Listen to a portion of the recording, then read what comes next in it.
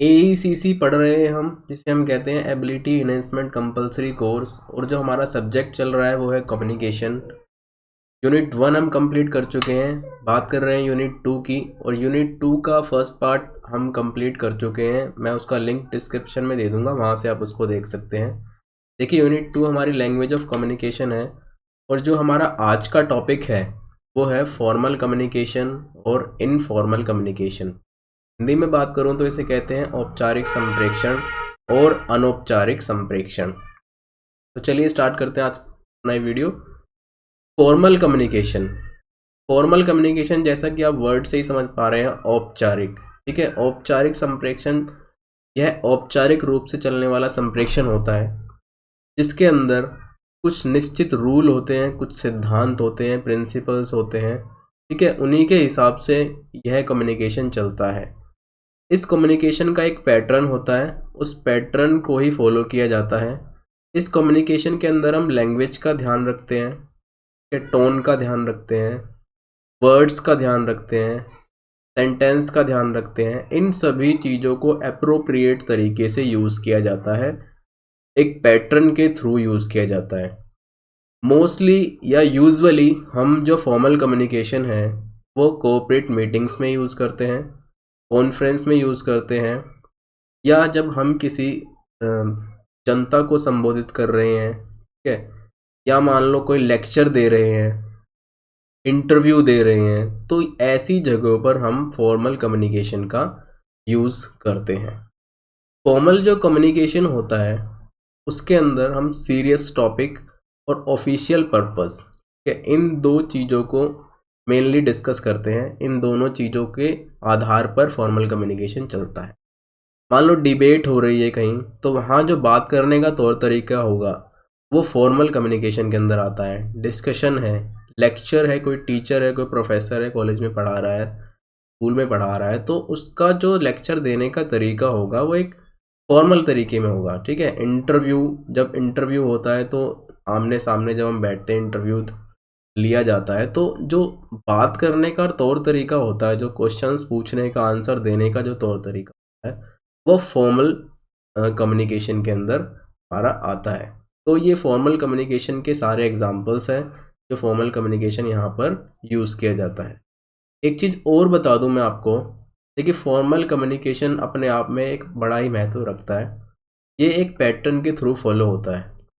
देखिए जैसे आपने देखा होगा, दिल्ली गवर्नमेंट है या कोई भी डिपार्टमेंट है, वो कोई अपना ऑर्डर जारी करता है रिटन में, तो रिटन का ऑर्डर कभी आपने पढ़ा होगा तो उसे एक तौर तरीके से लिखा जाता है, उसका एक पैटर्न होता है।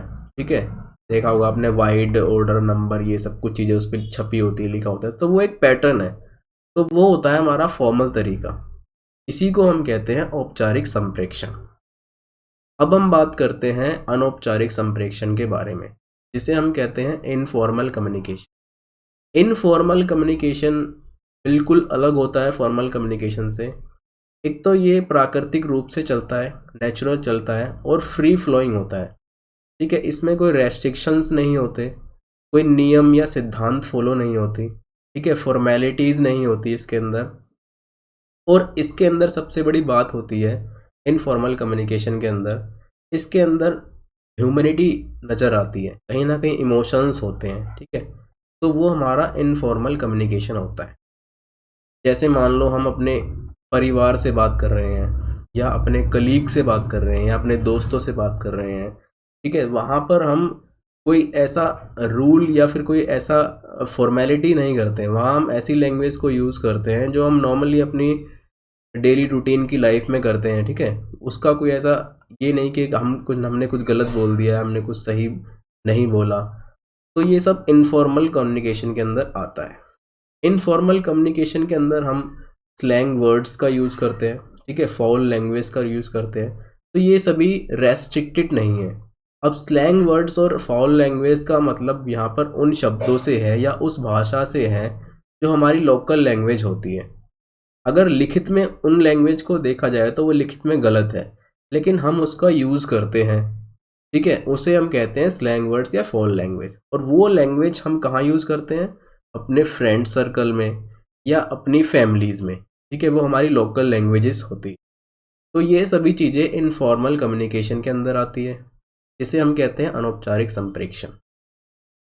अनौपचारिक संप्रेषण के अंदर, इनफॉर्मल कम्युनिकेशन के अंदर हम कोई सीरियस टॉपिक डिस्कस नहीं करते, यह या कोई हमारा ऐसा कोई पर्पस या कोई उद्देश्यपूर्ण बात होती है, ऐसा कुछ डिस्कस नहीं करते। यूजुअली जो इनफॉर्मल कम्युनिकेशन देखा जाता है वो कैजुअल ग्रीटिंग्स में होता है। कैजुअल ग्रीटिंग्स होता है जब अपने दोस्तों से बातचीत करते हैं हम पार्टीज़ वगैरह में, वो कैजुअल ग्रीटिंग्स होगी। प्राइवेट कन्वर्सेशन होती है, व्हाट्सएप वगैरह पे हम जो प्राइवेट कन्वर्सेशन करते हैं, ठीक है, वो इनफॉर्मल कम्युनिकेशन के आती है, अंदर आता है। गॉसिप्स है, चैटिंग्स है, तो ये सभी चीज़ें इनफॉर्मल कम्युनिकेशन के अंदर आती है। इस वीडियो के अंदर हमने डिस्कस करा फॉर्मल और इनफॉर्मल कम्युनिकेशन को। नेक्स्ट वीडियो में डिस्कस करेंगे नेक्स्ट टॉपिक को। Please like, share and subscribe this channel और बेल आइकन को ना दबाना भूलें, तभी आप इससे संबंधित और वीडियोस की जानकारी ले पाएंगे। धन्यवाद।